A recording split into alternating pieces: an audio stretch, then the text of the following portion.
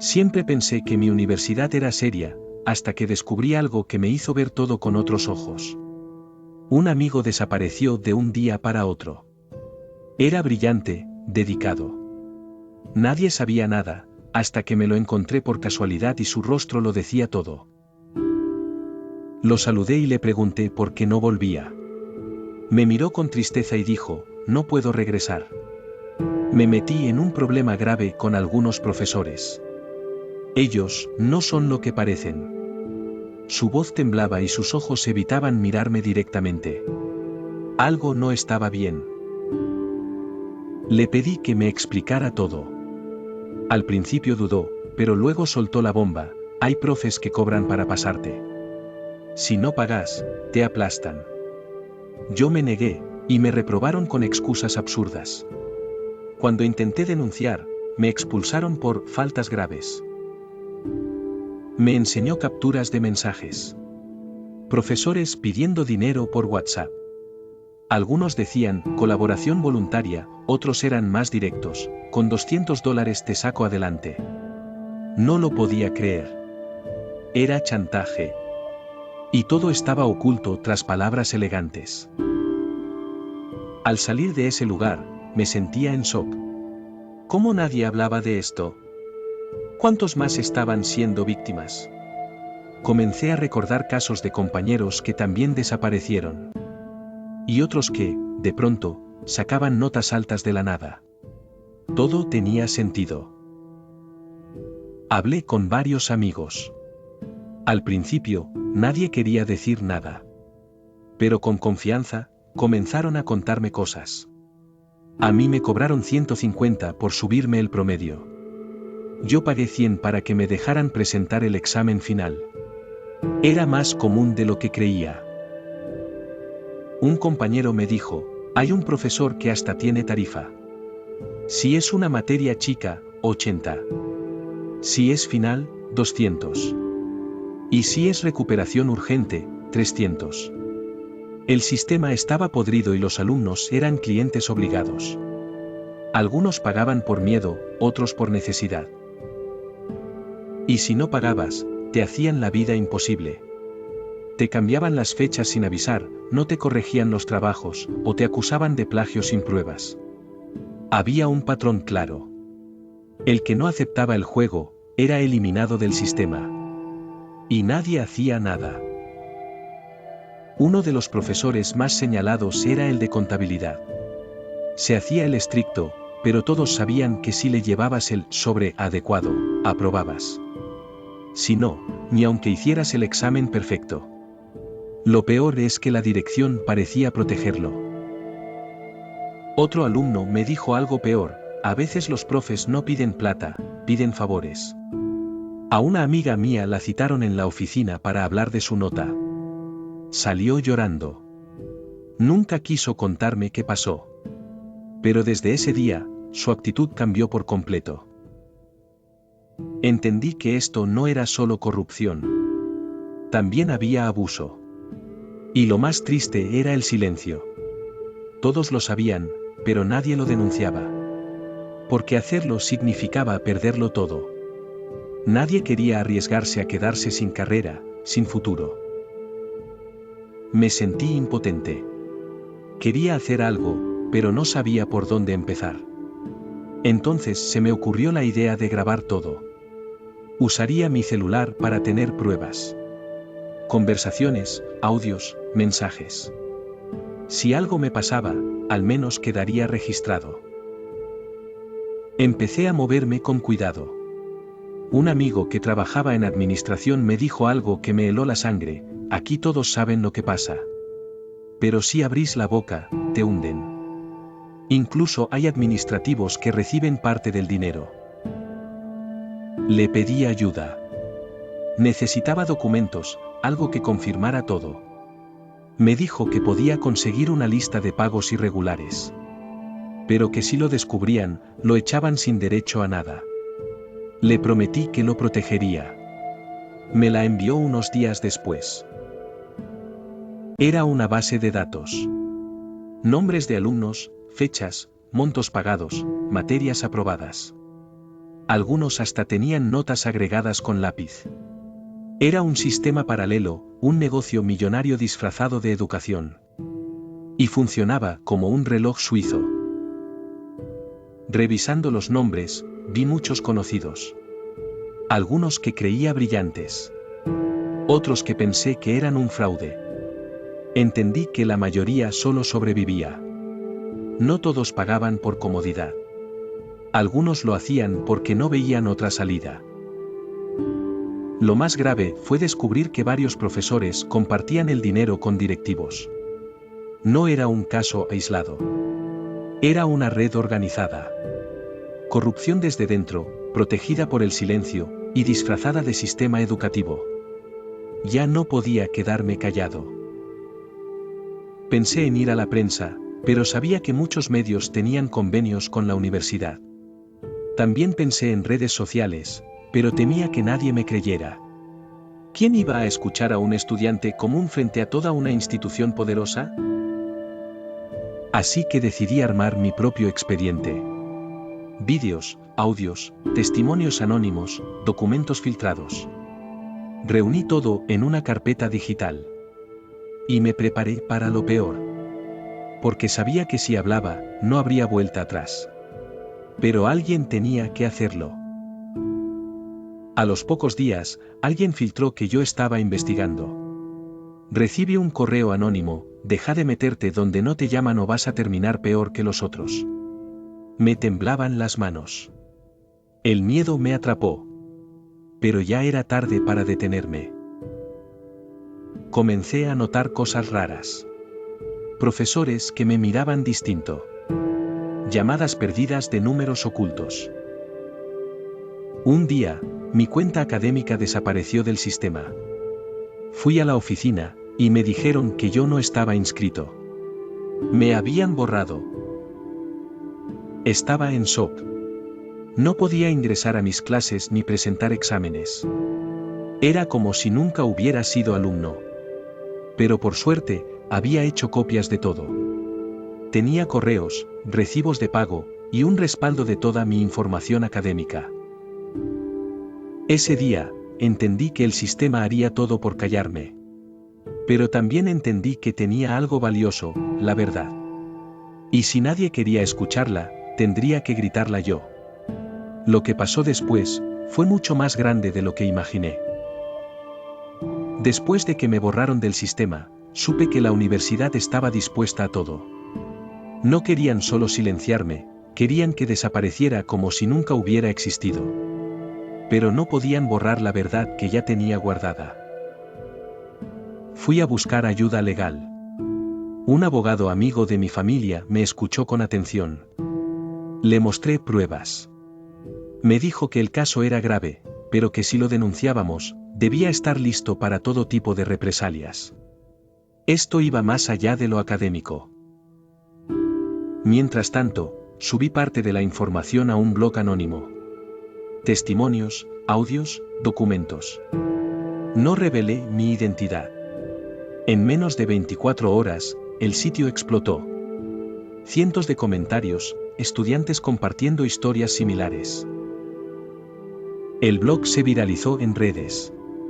Corrupción universitaria se volvió tendencia. Alumnos de otras ciudades empezaron a contar cosas parecidas. Era como si mi historia hubiera dado permiso para que otros también hablaran sin miedo. Una exalumna me escribió: gracias por lo que estás haciendo. A mí me obligaron a pagar por prácticas médicas. Si no pagaba, me retrasaban un año entero.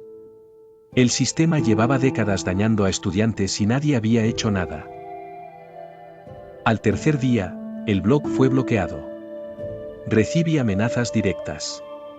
Me dijeron que sabían quién era yo, que sabían dónde vivía.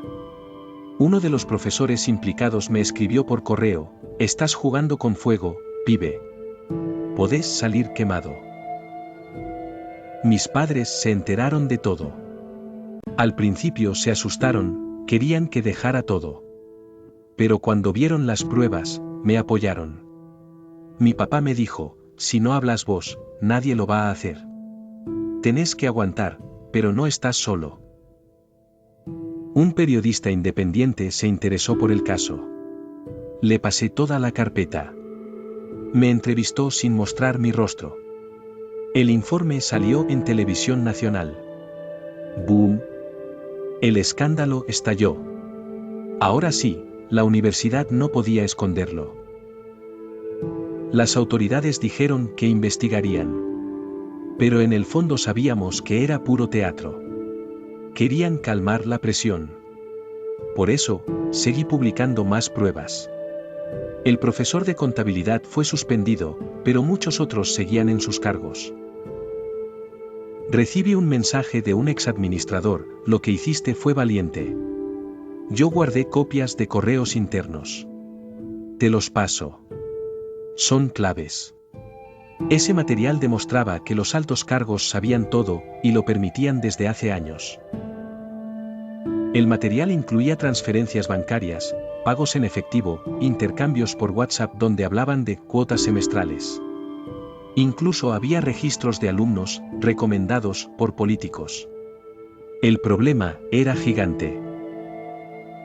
Me contactó una ONG especializada en educación. Me ofrecieron apoyo legal y psicológico. También me ayudaron a organizar la información de forma segura. Ya no era solo una denuncia, era un caso nacional con potencial penal.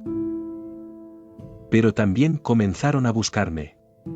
Una noche, alguien rayó mi auto con la palabra mentiroso. Otra, me siguieron saliendo de clase. Intentaban asustarme, desgastarme, pero no lo lograrían. Ahora tenía más fuerza que nunca. Muchos estudiantes se unieron. Hicimos una red de apoyo, compartimos experiencias y creamos una comunidad donde la gente podía contar su verdad sin miedo. Ya no estaba solo, y eso me daba más valor para seguir. Una profesora honesta me llamó. Me confesó que muchos docentes estaban hartos del sistema, pero tenían miedo de perder el trabajo. Me agradeció por lo que hacía. Vos lograste lo que nadie había hecho, me dijo con lágrimas en los ojos. La fiscalía por fin abrió una investigación oficial. Citó a varios profesores. Algunos negaron todo. Otros empezaron a hablar. La verdad estaba saliendo a la luz. Y el rectorado comenzaba a temblar ante los medios y la presión social. Una marcha estudiantil frente a la universidad paralizó todo. Carteles, gritos, testimonios públicos. Por primera vez, los que siempre habían sido víctimas ahora tenían voz. Fue un momento histórico. Nadie lo esperaba tan fuerte. Me llamaron de la universidad. Querían negociar. Me ofrecieron reincorporarme si dejaba de hablar. Me negué. No buscaba venganza. Buscaba justicia. Y no iba a parar ahora que habíamos llegado tan lejos. Ese día, entendí que la verdad incomoda, pero también libera. Lo que empezó como un intento por ayudar a un amigo, ahora se había convertido en una lucha por cientos. Lo peor estaba por venir, pero también lo más justo. La investigación siguió creciendo. Ya no solo era mi universidad. Otras también salieron a la luz. Se descubrieron redes de corrupción educativa en varias regiones. Habíamos destapado una verdad que llevaba años pudriéndose en silencio. Varios profesores fueron despedidos. Otros renunciaron. Algunos intentaron limpiar su imagen, pero los testimonios y pruebas eran demasiado claros. El rector fue suspendido y puesto bajo investigación por encubrimiento sistemático. La universidad me restituyó oficialmente. Pero ya no era lo mismo. Los pasillos eran distintos. Había tensión, pero también esperanza. Muchos me miraban con respeto. Otros, con odio. Pero ya no me importaba. Sabía por qué lo había hecho. La ONG me invitó a hablar en un foro internacional. Compartí mi historia frente a cientos de personas. Algunos lloraban. Otros se sorprendían. Entendí que la corrupción educativa no era solo un problema nuestro. era global. Recibí mensajes de estudiantes de Colombia, Perú, México, Argentina. Gracias por hablar.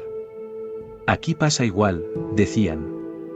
Me dolía saber que esto era tan común. Pero al menos, ahora sabían que se podía hacer algo. Que no estaban solos. Un periodista me propuso escribir un libro con todo lo que viví. Al principio dudé. Pero luego pensé, si mi historia puede abrir más ojos, entonces vale la pena. Empecé a escribir, con cada palabra soltaba un poco del dolor vivido. El libro se convirtió en un testimonio valiente. Se publicó online, y en menos de una semana, fue descargado por miles de personas. El precio de pasar, fue su título. Una frase simple, pero llena de verdad. Comenzaron a llegarme invitaciones para dar charlas en universidades, colegios, incluso instituciones públicas. Hablar frente a jóvenes me llenaba. Muchos me decían que ahora veían el estudio como un derecho, no como un negocio. Un año después, fundamos una asociación para denunciar abusos académicos. Dimos asesoría legal gratuita a estudiantes. Ayudamos a frenar varias prácticas sucias. Lo que empezó con miedo, ahora era una red de apoyo poderosa. Conocí personas increíbles en el camino. Víctimas, luchadores, maestros honestos. Comprendí que el sistema puede estar sucio, pero siempre hay gente que lucha por limpiarlo. Y que una voz puede cambiar muchas realidades. Una noche, recibí un mensaje de aquel amigo que me contó todo al inicio. Gracias por no soltarlo. Gracias por haber creído en mí. Lloré. Porque su historia fue el inicio de algo mucho más grande de lo que imaginamos. Mi familia siempre me apoyó, incluso cuando el miedo era más fuerte que la valentía. Hoy me miran con orgullo. Mis padres dicen que su hijo no solo estudió, sino que luchó por una causa justa. Y eso vale más que cualquier título. Volví a las aulas. Esta vez con la frente en alto. Sabía que todavía había mucho por hacer, pero ya no tenía miedo. Porque la verdad, aunque incómoda, siempre tiene más fuerza que la mentira mejor disfrazada. Algunos intentaron desprestigiarme, pero sus palabras no tenían peso. La sociedad ya había despertado. Había pruebas, había memoria colectiva. Ya no podían callarnos con amenazas ni con promesas vacías. Cuando me pidieron cerrar el caso, dije que no. Quería que cada responsable respondiera por sus actos. Porque no era venganza. Era justicia. Y cada estudiante merecía un sistema limpio, justo, sin chantajes ni trampas. Me gradué.